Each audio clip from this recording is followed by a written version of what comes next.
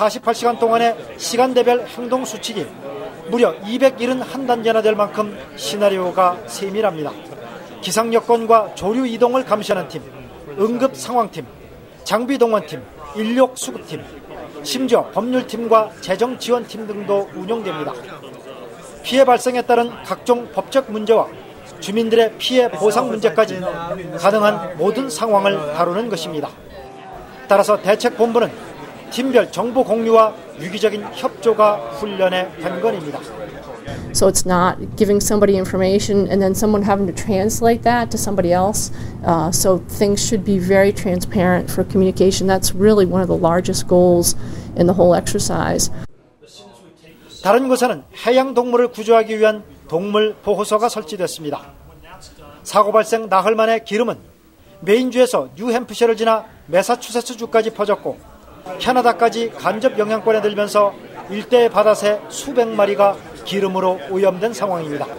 기름을 씻어내고 보호우리에서 기력을 회복할 때까지 보살피는 것입니다.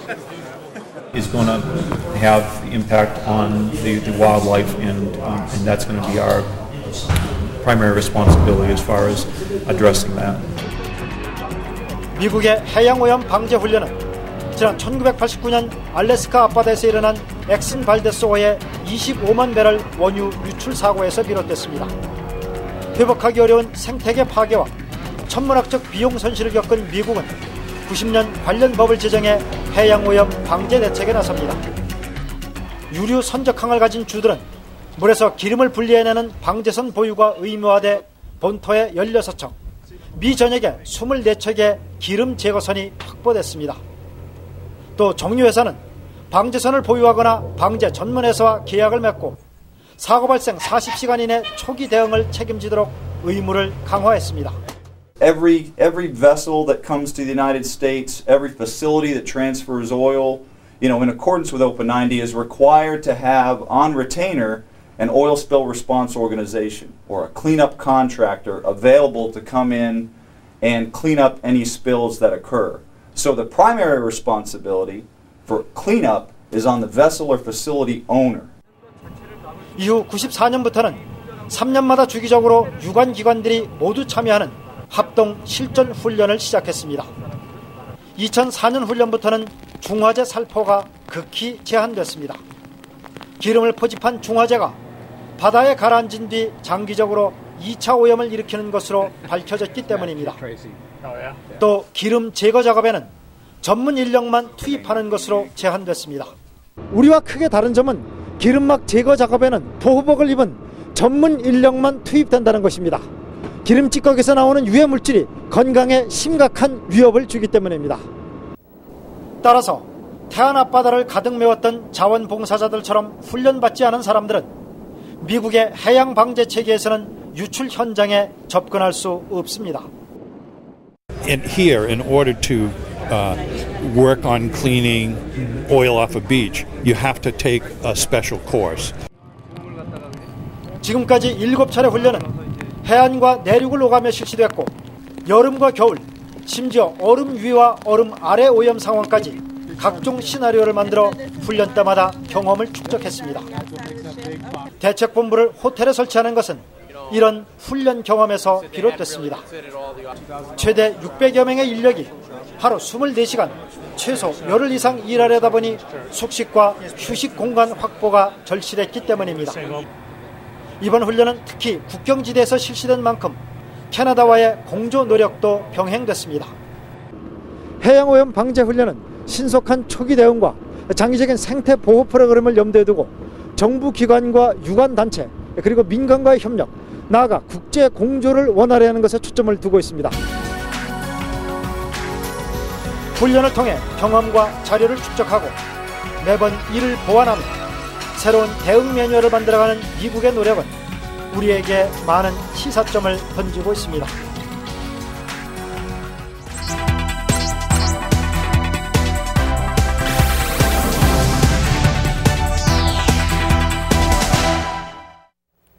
이번 한 주 주요 국제 뉴스입니다. 영국이 자국 여권을 위조해 범죄에 사용한 책임을 물어 이스라엘 외교관을 추방했습니다. 지난 1월 두바이에서 하마스 고위 간부가 이스라엘 정보기관 모사드 요원으로 추정되는 이들에게 피살됐는데요. 영국은 암살범들이 두바이를 드나드는 데 이용한 영국 여권 12개를 이스라엘이 위조했다고 볼 증거가 있다고 밝혔습니다. Such misuse of British passports is intolerable. It presents a hazard for the safety of British nationals in the region. 영국뿐 아니라 호주와 프랑스, 독일 등도 자국 여권이 암살단에 이용된 경위를 조사 중이어서 파장은 더욱 확산될 전망입니다. 아일랜드 카톨릭 성직자들의 아동 성추행 의혹에 대해 교황 베네딕토 16세가 공개 사과하고 진상 조사를 지시했습니다. 아일랜드 정부가 지난해 5월 카톨릭 사제에게 성추행당한 어린이가 450명에 이른다는 보고서를 낸 뒤 바티칸의 첫 공식 반응인데요. 이 교황은 아일랜드 교단에 보낸 3억 서신을 통해 신도들에게 사과하고 의혹을 제대로 조사하지 않은 책임을 지고 물러난 아일랜드 주교의 사임도 승인했습니다. 그러나 독일과 덴마크, 오스트리아, 스위스 등 유럽 전역에서 사제의 아동 성추행 추문이 끊이지 않고 있습니다.